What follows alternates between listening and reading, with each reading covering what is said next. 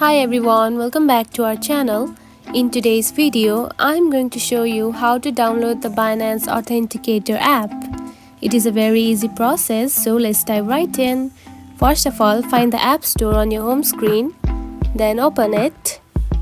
After opening the app, tap onto the search bar and type Binance Authenticator, just like this.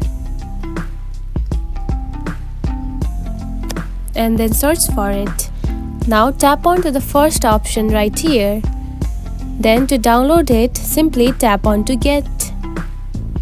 Now verify it and wait for a few seconds. And now you can see the Binance Authenticator app has been downloaded.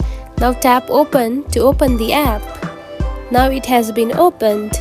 You can also find the app on your home screen just like this. And that's it. This is how you can download the Binance Authenticator app. If you found this video helpful, don't forget to like and subscribe for more tips. Thanks for watching.